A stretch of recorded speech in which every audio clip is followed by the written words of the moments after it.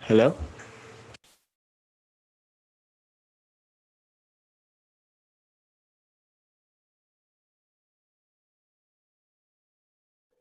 Hello.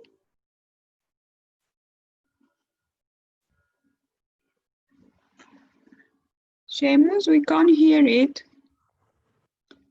You have to go to Okay. Andrew, you need to go to more, click on more. No, play the talk. Play the talk. Play the talk.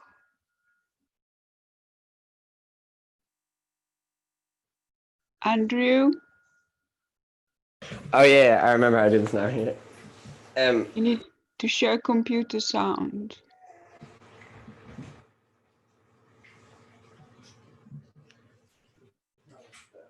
Okay, go to. Okay. Is that it? Today I thought we should have. Good. Yeah. Okay. We can hear you.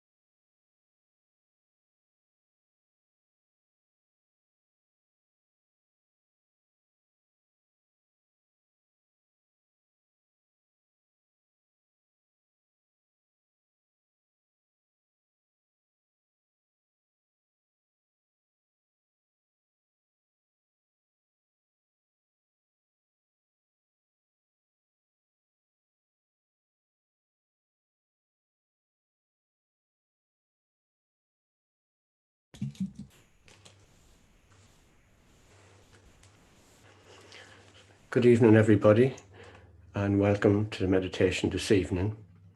So we can all start off by bowing down to Mother together.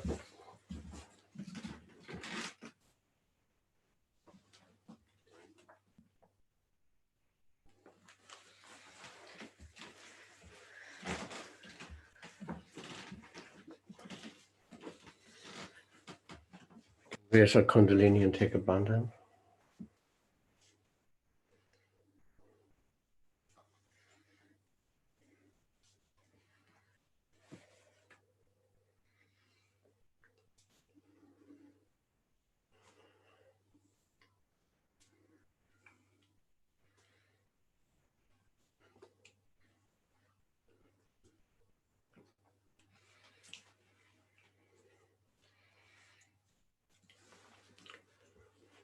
So to start with, let's say Sri Ganesha's mantra 4 times together. Om Tvameva Sakshat Sri Ganesha Sakshat Sri Adishakti Mataji Sri Nirmala Devi Namo Namaha. Om Tvameva Sakshat Sri Ganesha Sakshat Sri Adishakti Mataji Sri Nirmala Devi Namo Namaha.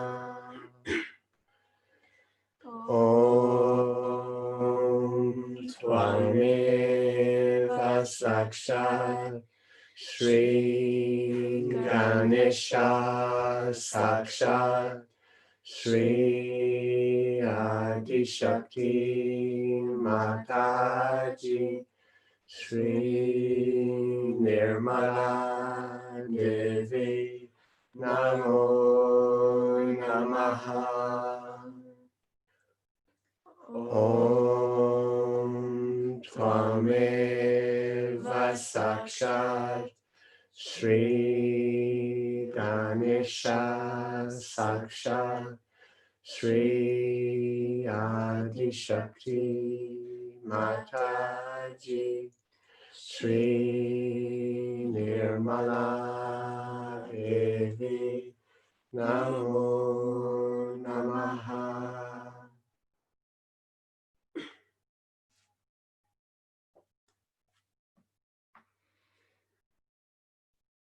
Sri Ganesha, please remove all obstacles to our ascent and all obstacles to us having a deep meditation this evening. We're going to read the prayer given by Shimataji to Sri Ganesha. Sri Ganesha, please be kind and merciful and forgiving, that you manifest within ourselves. Let all these hypocritical things, all these conditionings, and all these wrong ideas we have, or all the wrong life we have had, just disappear like thin air.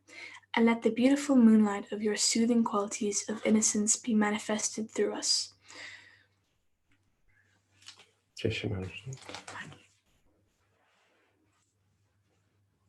So now let's put the left hand to the earth. And keep our right hand to Shimataji, and we can take Sri Kartikeya's mantra. Sri Kartikeya, please remove all negativity within and without us. Sri Kartikeya. Om Tvameva Sakshat Sri Kartikeya Sakshat Sri Adishakti Mataji Sri Nirmala Devi Namo Namaha.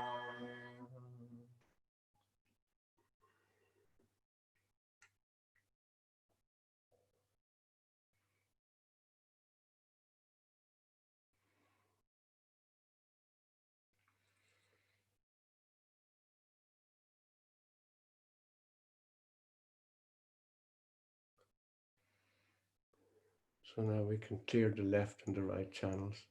So put our right hand to the Mother Earth, left hand to Shimadji. And we can ask Mother, please let all the problems, all the blockages, impurities from our left side, our left nadi, please let this all go into the Mother Earth.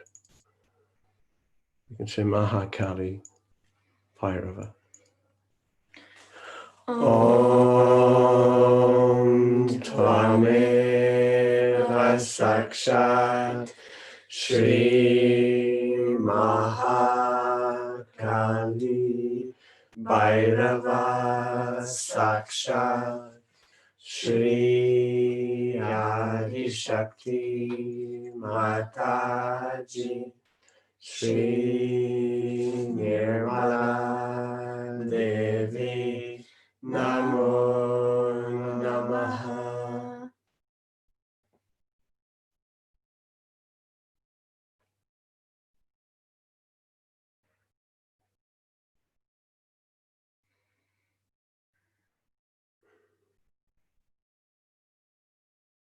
We can say Sri Manasahankara. Om Tvameva Sakshat Shri Mahatmanasa Sakshat Shri Adi Shakti Mataji Shri Nirmala Devi Namo Namaha. Say that again.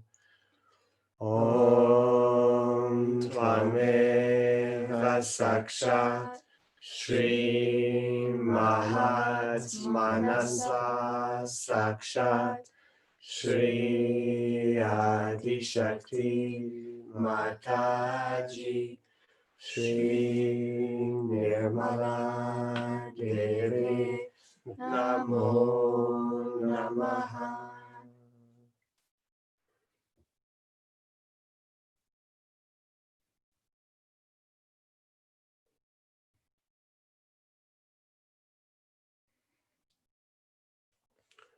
So now we can clear the right side. So raise the left hand towards the sky and put the right hand to Shimadji.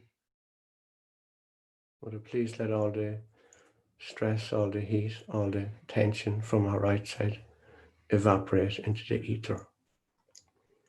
Or we can say Sri Mahasaraswati Hanumana. Om Tvameva Sakshat Shri Mahasaraswati Hanumana Sakshat Shri Adi Shakti Mataji Shri Nirmala Devi Namo Namaha.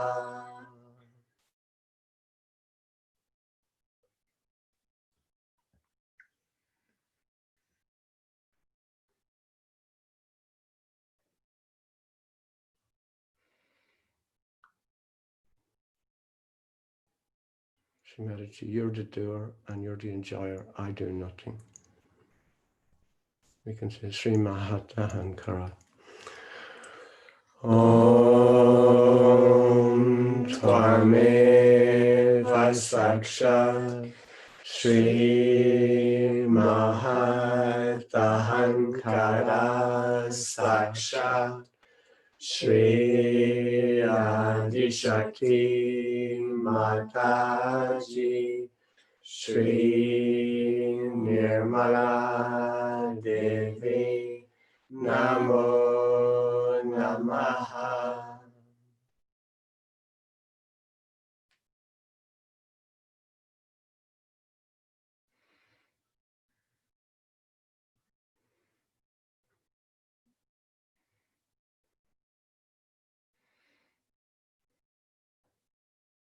So bring down the left hand now.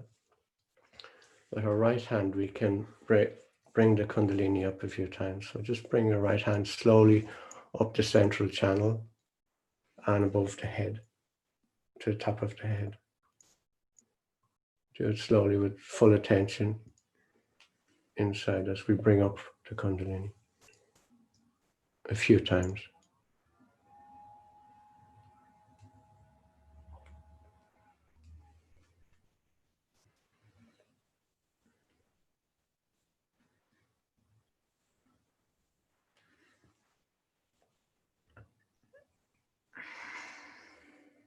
So now with both hands on our lap, we can say Sri Gauri Kundalini Mata. Om Tvameva Sakshat Sri Gauri Kundalini Mata Sakshat Shri Adi Shakti Mataji Shri Nirmala Devi Namo Namaha.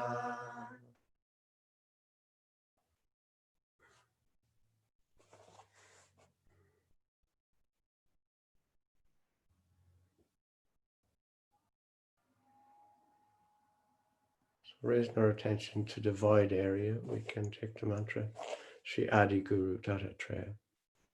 We can give a bandhan to a void. Om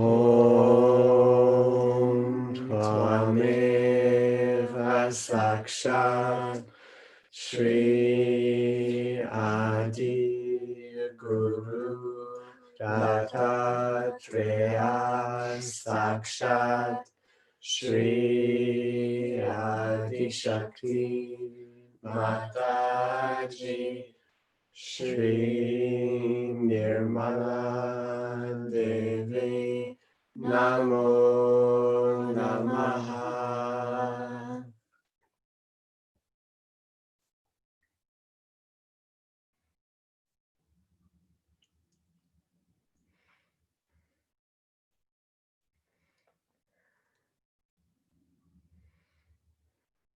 So bring the attention now to the center heart. Here we can say Sri Durga Mata Jagadamba. Om Tvameva Sakshat Sri Durga Mata Jagadamba Sakshat Shri Adi Shakti Mataji Shri Nirmala Devi Namo Namaha.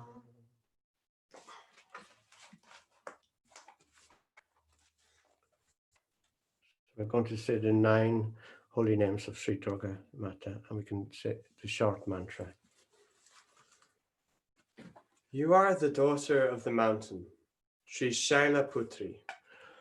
Om Tvameva Sakshat Sri Shaila Putri Namo Namaha.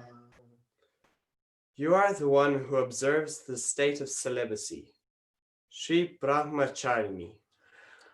Om Tvameva Sakshat Shri Brahmacharini Namo Namaha. You are adorned with the moon as your bell, Sri Chandra Ghanta. Om Tvameva Sakshat Shri Chandra Ghanta Namo Namaha. You are the one whose void contains the universe, Shri Kush Manda. Om Tvameva Sakshat Shri Kushmanda Namo Namaha.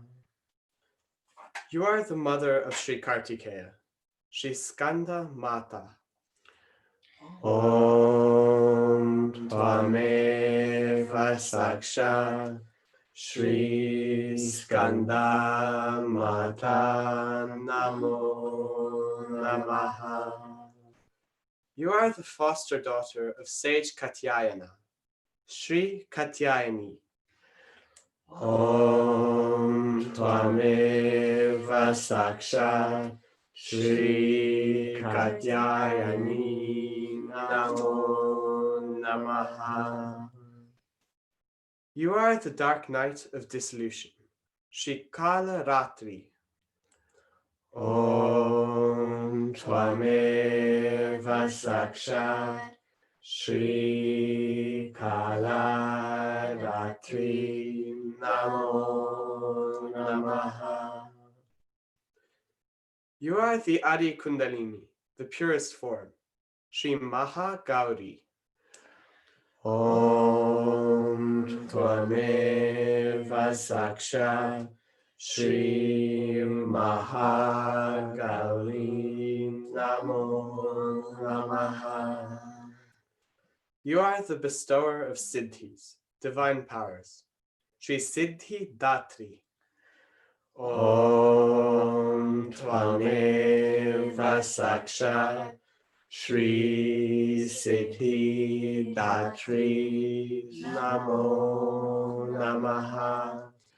Sakshat Shri Adi Shakti Mataji Shri Nirmala Devi Namo Namaha.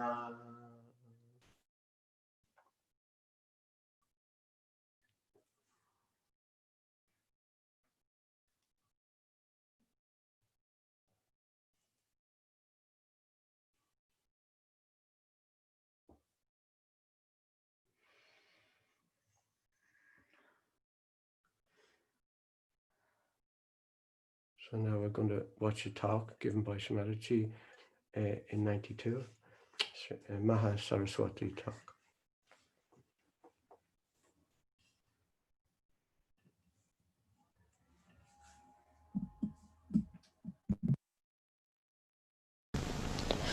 Today I thought we should have Mahasaraswati's puja would be a good idea.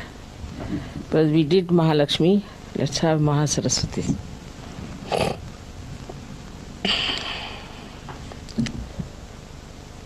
So, Mahasaraswati principle is on the right side, as you all know. First is the Brahmadeva's principle, which is the Saraswati principle. And then this Mahasaraswati takes you to the principle of Mahabrahmadeva called as Hiranyagarbha. Now this Hiranyagarbha principle is very important for Sahajogis. First of all, those who think too much or those who create too much without realization, those who express themselves in poetry or in literature or in music, you can say, in paintings, in all kinds of arts. If they are not realized souls, then they go to the left, to the extreme, or to the right. So, for example, if there is an artist, if he goes to the right, gradually his paintings will become extremely violent expressions, would be very much showing something very violent. And also, rather I would say, he would be a man who would be inflexible. He'll have his own style, he can't move into another style, he will use the same style and he will not get into any other style. Kind of a austere nature he develops in his productions.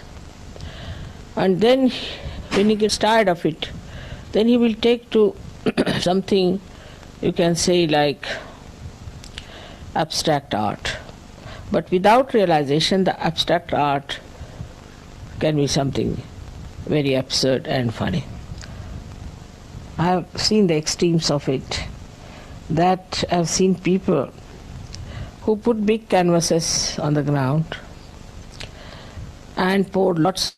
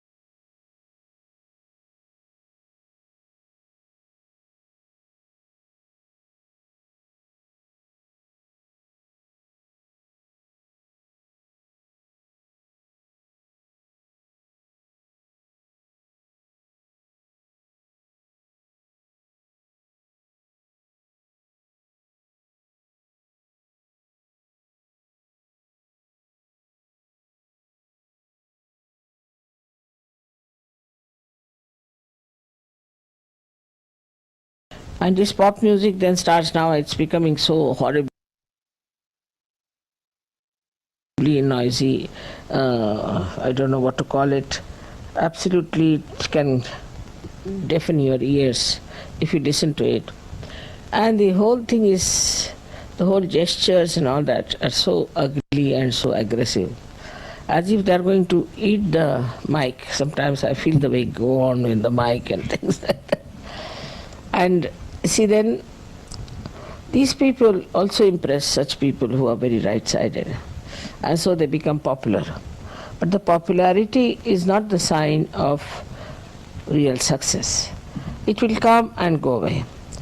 All such artists and painters come and go away. They have no standing. They they are there for a short time, and then the history talks about them those who have been in the center, never about the people who went to the extremes. God knows how many must have come and gone. And those who are today also painting or singing in that way, tomorrow they will not be known. One after another, you see the craze comes in, one comes, then goes away, another. So they are crazy people. And they create a craze, and the crazy like them enjoy the craze. So it amounts to something that is just wasteful, creates no impression in the history. So this is the right-sided nonsense that comes out of the right-side movement of the sympathetic, going too far with your creativity and also your writing. Like there were many writers in English language, you know, from Shakespeare you can start, who showed the futility of human endeavor, like we call it Avadhuta, the one who has reached a very great degree of development in his spiritual life. He can see the futility of human endeavor, and then he brings them to the point that they have to rise above these stupid inhuman endeavors and take to some sort of an endeavor which will bring them something higher and also will create something of an eternal value.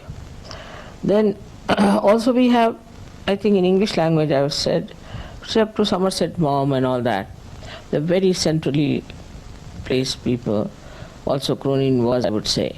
But then this Hemingway came and he started moving towards the right. Now I don't know, I don't read now modern novels because it's all full of filth. So it moves to the right. So one is which moves to the right and talks about all kinds of violence, this, that. That also is absolutely not palatable to human consumption, I tell you. But still they write and people like it. People want to read about Hitler, they want to read how people were killed, war stories, this, that. They want to see pictures which has full of violence or killing, this and that, so that their own desire to be violent is satisfied in seeing those things in film and in otherwise also reading such books of that kind. On the left-hand side, when they move, you see these artists. Then, same about musicians, as I said, that the musicians become sort of absolutely suffering from Greek tragedy all the time. They go on crying and weeping and saying that this is sort of, we have been very sad, and the sadness and the tragedy of life. I mean, they go on crying and make you cry also. So there's no hope for them, and they just go on doing such stupid things. Then we have, you see, many artists also of the same kind, especially French writers as well as French poets also, and French painters, if you see. They're very left-sided because they drink a lot. If you go in any France village, after 7 o'clock, you can't find even one person on the road. And even if you want to find out the road and you knock at the door and request them that we'd like to know some road and all that, they're all drunk already at 7 o'clock. So with this thing, they become extremely over-romantic type, and they sing songs of romance, have no romance in their life. You see, they just some sort of an imaginary romance they have. And they live in that imaginary world of pain and sufferings, and they have their own ideas about their own romantic models that they formed in their heads, you see, with their left side. So the poets and the writers go to the left side like that, and in, say, for example, in our India, we had those Muslims who used to drink a lot. Then they started a thing called as ghazal. And that ghazal is nothing but crying. Even in certain poets, you see, we have this kind of a thing in the other places where there were many poets who were seeking God and were crying, "Oh God, when will I meet?" And in separation they are singing. Not in the meeting, not in the yoga, but in separation they sing, "When will I meet you, O God?" and all that. And all such people who are still seeking like such songs going on. Up to this much is all right, but then you get lots of grotesque type of writers also who write such horrible things that you feel you are in hell. The way they describe things are horrible, and in Sanskrit it's called a bibhatsa. They create a bibhatsaras, and it's the description of very filthy things which were never before, even in English language, never I saw that, but now some books are full of filth and dirt and horrible sex descriptions that you just can't bear it. So all this comes with the left side movement, that because you see society also moves from sometimes to the right, sometimes to the left. So when it moves to the right, they like right-sided things. Sometimes they move to the left, they like left-sided. So also there are people with two types of temperaments. So that's how they start appreciating these things, and unnecessarily they believe that they are tragic.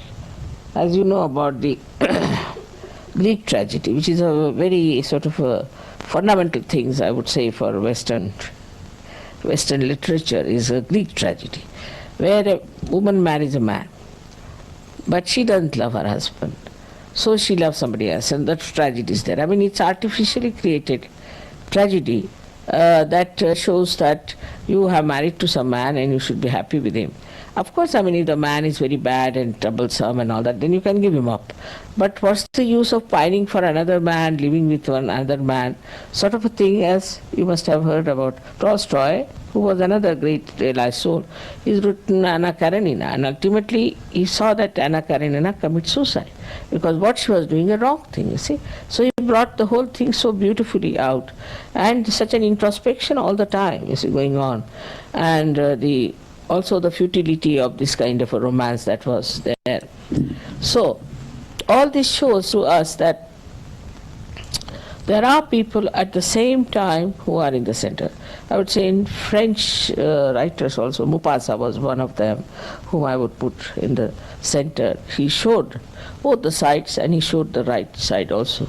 So we have had Goethe, we had many sort of people in Europe and England, also in English language, because I am talking about English language. But also same in Sanskrit, in Hindi, in every language, we have the same type of people, but more in Sanskrit, we don't have many people with this right or left side. The reason is, for the literature, there are some rules and regulations.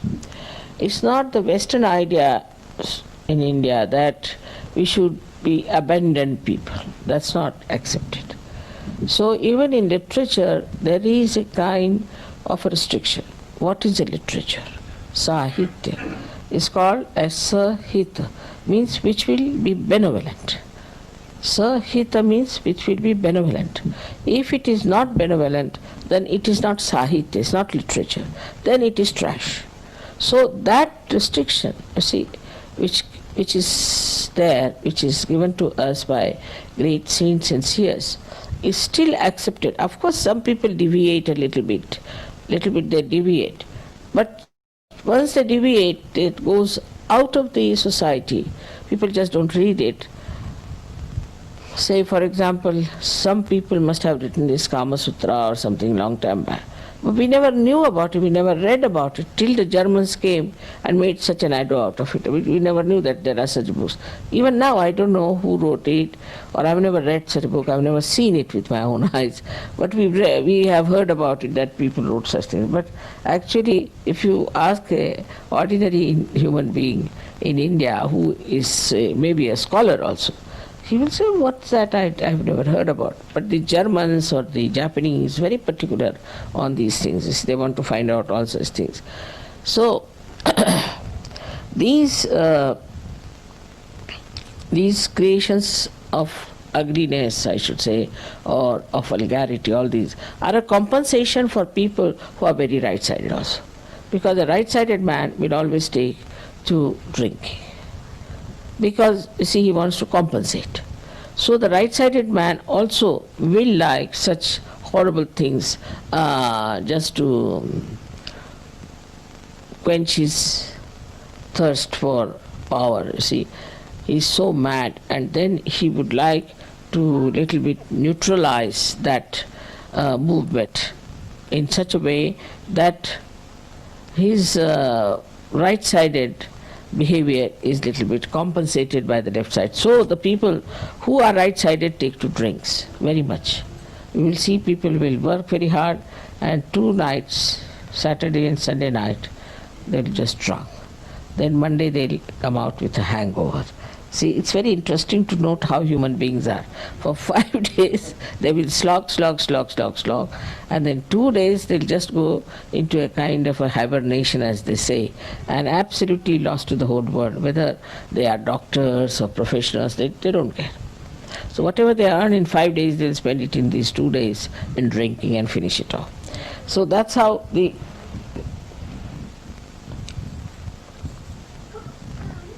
total gain in all that creativity comes. Now, when these extreme things start showing results, and then the artist gets just fed up with this kind of thing going on all around, he sees and all that. Then within him rises a subtler attitude towards creativity, towards art, towards books and all that. And then he starts in that reading about the true knowledge, pure knowledge. He wants to see paintings, or he wants to listen to music which sings of divine or divinity. Whole that madness makes him really think that now we should start doing something better. And then the Mahasaraswati principle starts working out. But in that also, when they start thinking of God, they fall into traps. Like, you see, somebody might fall into some sort of a religion. Now, as you know, these religions so-called are just money-oriented or power-oriented. They are not at all, in no way, spirit-oriented. That's the reason when they are not spirit-oriented, what they give people is a kind of a personality which is all mental. You ask them about Upanishads, they will cite verses after verses. Gita, they'll give big lectures on that, hours together. For this Chinmay, you see, if you hear him, he speaks for hours together on Gita. We get tired and bored stiff with his lecture. He can speak about it. But nothing inside. Nothing inside. And whatever they speak has no effect on others also. Because they are not awakened people, they are not connected with the divine, and whatever they do is just mental. So when the Mahasaraswati principle is awakened, you start seeing it clearly that this is mental, this is not the truth. There must be something higher.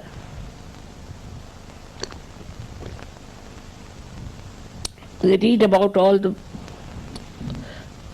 the spiritual works in their own religion in which they are born. Then they start moving out and reading about some other religions also. Then they think that every religion says the same thing. Then it comes to the Agya point. When it comes to the Agya point only, then suddenly they realize that there is something wrong, that people are mentally only accepting this religion, and there must be something beyond this. At that point, if somebody gets the realization, he just sticks to it. But this Mahasaraswati principle has to be awakened in all the people who are musicians, who are artists, who are this and that and that. And those who have reached that state, then suddenly they can get realization very easily. I have seen some people, very great artists they are today, but when they came to me first were not at all well known or anything. But when they came to me while singing only, they got their realization. Just singing. Or there was one gentleman who was just playing tabla before me. I was not so good. All right. And then I was in Pune where I saw him. And in Pune he was playing very well. And I said, he's the same fellow. But somebody said, no, mother, he's not the same. He was not such a great player. I said, all right. I had taken some flowers for these musicians, so I sent it. He came running and touched my feet. Mother, have you not recognized me or what? I said, I have. That's why I brought you the flowers. I didn't know what to say. But the way he had improved now, he is a world-famous tabla player. World-famous. It has happened with many others. Also, with the Sarod people, with the Star people. So many people have achieved a lot. Musicians, they, after coming to me, they have asked me that please do something that we should be able to enhance our creativity. I just take to search, that's all.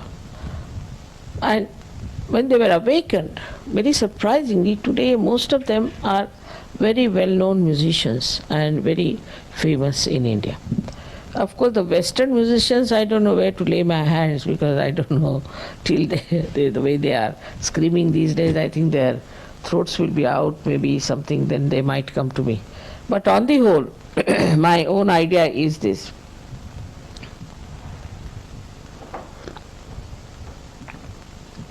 That those who have reached Mahasaraswati level through reading or through creativity, but through writings or anything, when they reach a certain state of agya, then either they get disappointed, go to the left, and absolutely think that this is all useless. Or else, if they get realization, they become really very dynamic artists, very dynamic writers, and people who are creating something of an eternal value. So many Sajogis who have never spoken on the stage, who have never been on the stage, they said we had a fright for the stage. They all, surprisingly, now have become great orators and speak very well and know so much. So this is the Mahasaraswati principle. Now this makes you a person much subtler, and you start becoming aware that the gross understanding we had about our art or our creativity has to be subtler. We have to be subtler people. And then such writers only appeal to people who are subtle. Like William Blake was regarded as a mad poet. I mean, in India I never read about him. I did read on my own, but in the colleges, university, they never had William Blake, or in any book as such there was no William Blake. But when you go to these people and talk to them, there was one called Munro fellow. He has translated Gita into English. He's a very wonderful person. He is actually, I think, he's a Italian. He lives now. He's no more. He lived in near Cambridge. I went to see him. He was very anxious to meet me. And when I went there, you'll be amazed. He did my arti, and he said a mantra in Sanskrit that, "Oh God, you have come to my house. What have I done in my previous lives that you are in my house?" Such a beautiful poet, you see. And he said in Sanskrit language. He was a master of Sanskrit. So I asked him, from which book you have taken this couplet? He said, I have composed it myself. So beautiful it was. And then he said certain things from Gita and all that. And he said, Mother, I don't know, you might be, he was very old that time, he was 8 years of age. He said, Mother, maybe you might be able to change this English, but I don't think I've done anything. Even when I translated Gita, they are just reading Gita, that's all. So what's the use of my translation? Just like Bible now, they are reading word by word Gita, so finished. What's the use of doing this work? And he was so disappointed with the whole thing. So he said, what will you work out? How will you work out? I said, all right, I'll try. He said, of course, you are there, you are an incarnation. He just recognized me. I know you'll work it out. I wrote a very nice letter to me also. And then he died.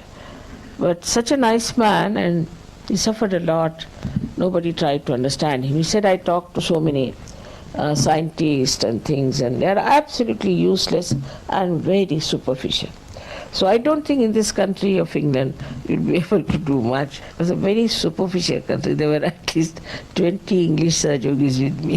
They were listening to it. He said they're extremely superficial, this language is superficial, they don't know about anything about spirit or anything about Kundalini. But he was a very well-read man, very deep person. And he told me that while he was studying, gradually he felt this Mahasaraswati principle. The way he didn't say Mahasaraswati, but he felt that there must be subtler knowledge. So he took to books like Gita, this, that, and then suddenly he felt that it's all reading again. It's just the same, like translation. And especially when he translated Gita, he was amazed that people were just reading it like Bible. Then he said that, Mother, I don't know how, but one day I was praying to Mother Mary and to the Holy Ghost, and I got my realization. So he was a realized soul. And he saw me in dream, you see. He said, in dream you came and gave me realization. It's surprising. He saw me in dream and he got it. There's another few people who have got it, but especially him, I was so surprised. So when I arrived in his house, he recognized me immediately. He said, I saw you in my dream. You came and you gave me realization. You awakened my Kundalini and you gave me realization. So you can imagine that this gentleman was so beautifully placed, so subtle he was, that at the Agya point, he just got the dream and he got realization. And he said, all the knowledge is now revealed to me so much more. And then he sat down with me.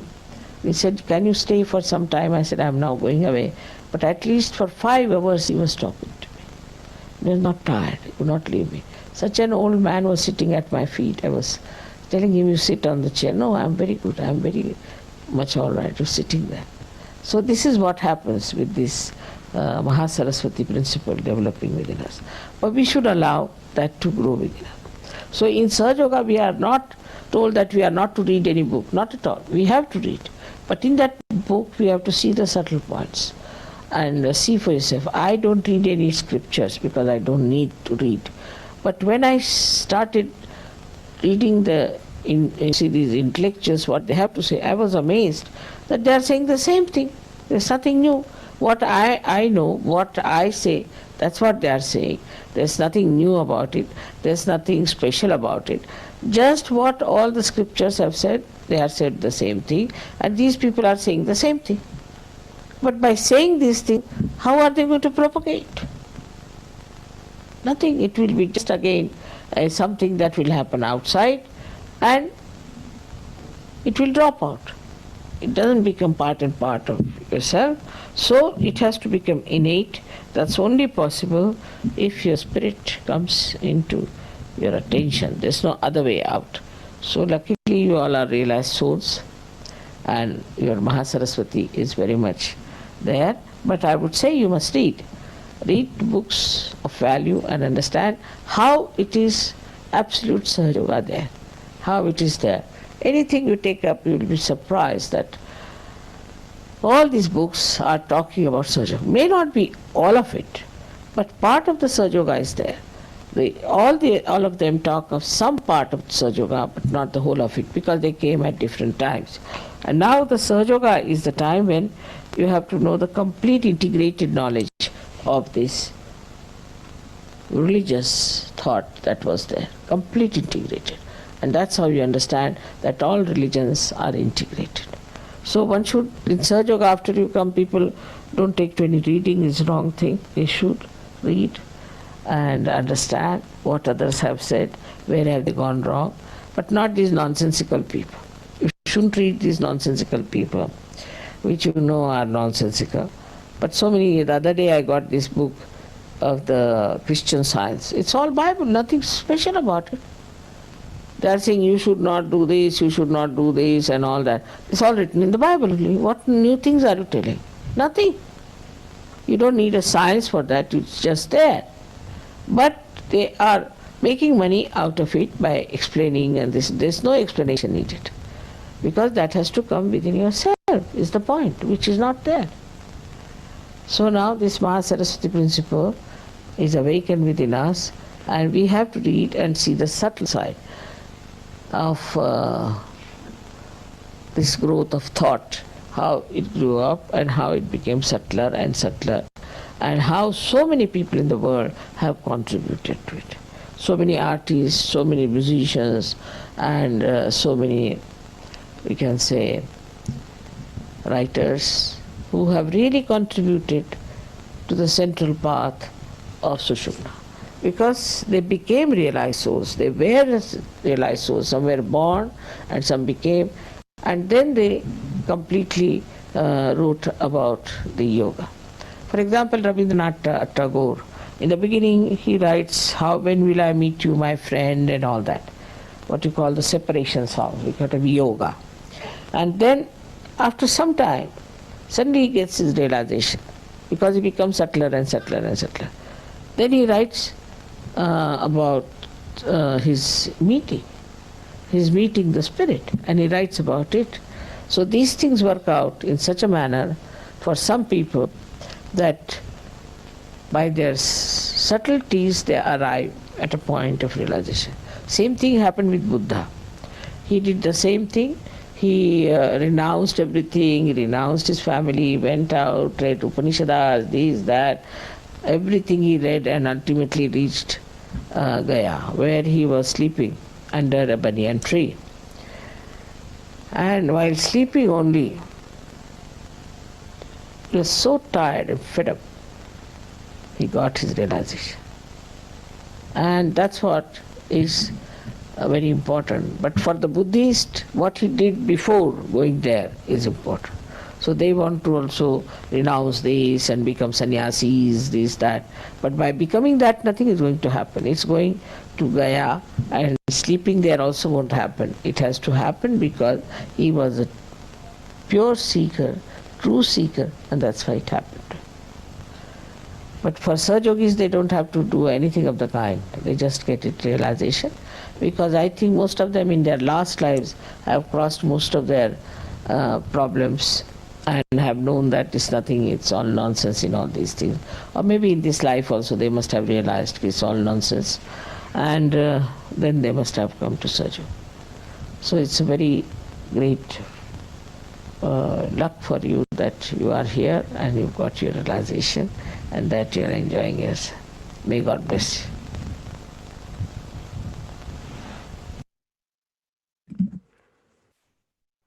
So let's just meditate in silence for a little bit.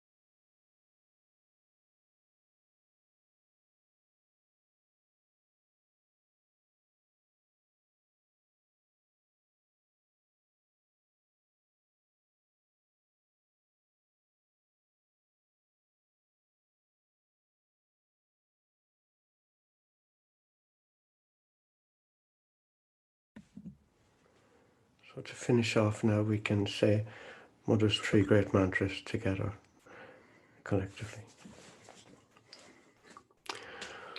Om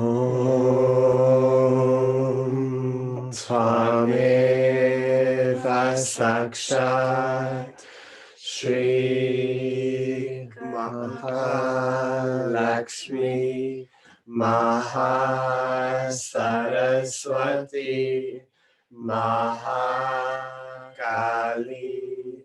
Trigunaatmika, Kundalini Sakshat, Shri Adi Shakti Mataji, Shri Nirmala Devi, Namo Namaha. Om Tvameva Sakshat, Shri Kalki Sakshat, Shri Adi Shakti Mataji, Shri Nirmala Devi, Namo Namaha. Om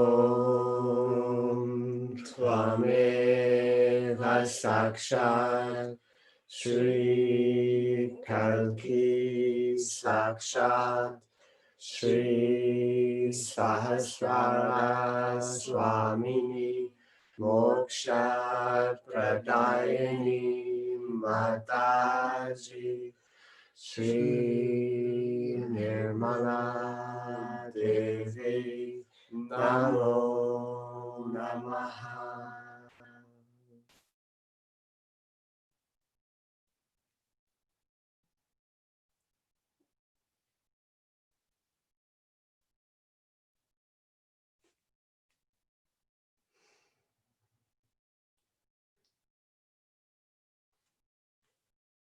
We can bow down to Shrimadaji.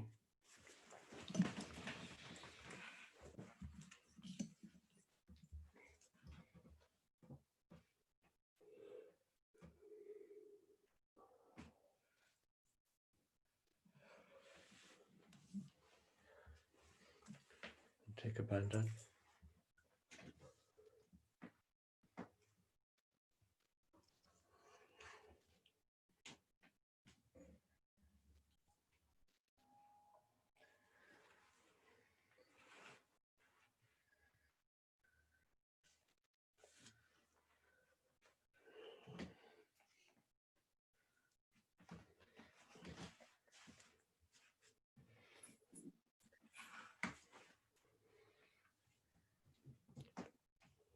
Thanks everyone for joining us.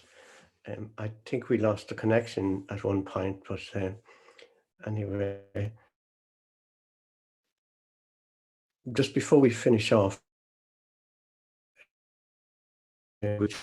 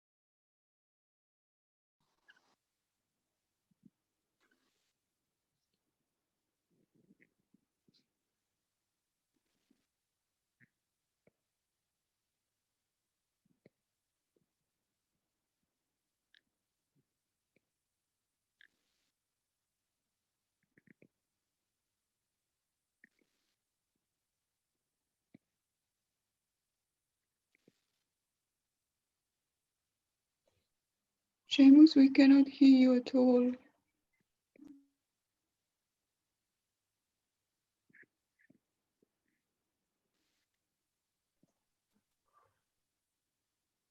Seamus, I think we wanted to give abandon for the China-India tensions, which are escalating. Let's give a collective pandan.